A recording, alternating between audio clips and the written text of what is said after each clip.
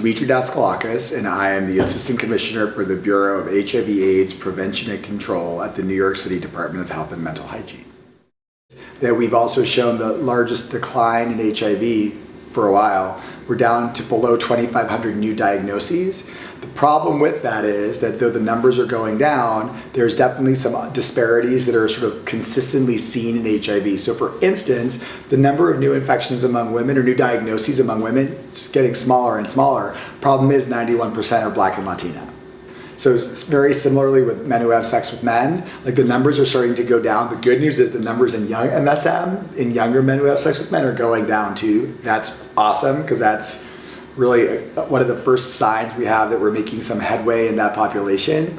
But again, the problem is that like 70% of them are Black and Latino men who have sex with men. So it just sort of calls out the need for us to do what Dr. Bassett, who's our commissioner, says to do, which is to really focus on the issues of disparity and address them head on, rather than just sort of say, oh look, there's a disparity.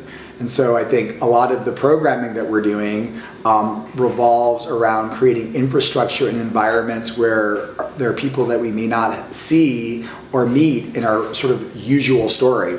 So like one example is like, you know, in the ending the epidemic work that we're doing in New York City, one of the big pieces that we're working on is really make the sexual health clinics a place that do everything. So from the perspective of giving post-exposure prophylaxis, pre-exposure prophylaxis, as well as starting HIV medicines in newly diagnosed people.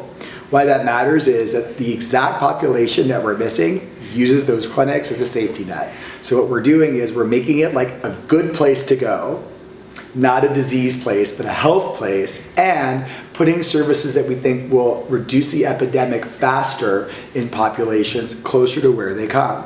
So as they like to say in the world, you have to find people where they are.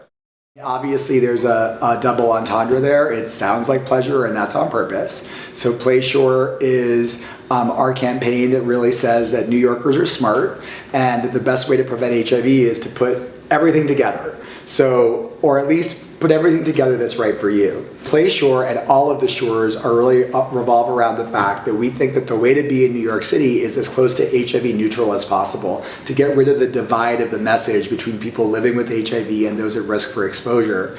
And so Play Sure is an example of a status neutral strategy where we talk about HIV treatment, we talk about PrEP, and we also talk about condoms and say that New Yorkers should customize their treatment and prevention strategy so it's right for them. Because the bottom line is that when you look at the New York numbers, we're kind of doing great, and it's because New Yorkers are smart and they know what they're doing. So we're just giving them some advice in the right direction, saying like use all the tools, not just one of them, and use, you know, for instance, we use a condom as often as possible as one of our messages. I think that acknowledges that people don't always use a condom. And so if that's true, frankly, from the HIV perspective, treatment and PrEP work, but that means that they have to get tested for STIs more frequently to make sure that they're healthy.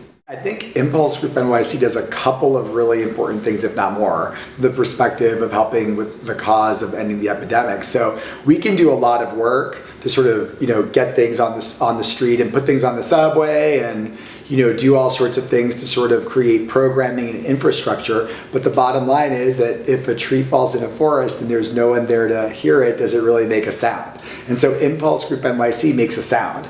And they do that by actually creating programming that is completely in line with the governor's plan to end the epidemic and the city's plan to end the epidemic. And by doing so, they're bringing up a group of people that may not know all the details to the story and sort of getting a sense of what's happening. And frankly, like the fact that it's done in a social environment that sometimes integrates both, you know, socializing that people love, or art, or some combination of art and social interaction, means that it does the same thing that we love doing in New York City under this Department of Health, which is to make HIV prevention and treatment not scary and maybe even sexy. And so I feel like that's one of the things that Impulse Group does, where it's just like a part of the dialogue. You're seeing friends, you're in an environment, you have good programming, but the PrEP one that I was a part of was amazing, and the dialogue is really good. And so the people that they're attracting, whether they know a lot or know a little, by the end know something. And that means that when they see what we're doing, it kind of rings a bell, because they're coming from an environment that they've gotten this sort of from a peer group and from a group of people that are, you know, friends and colleagues and like in a fun space.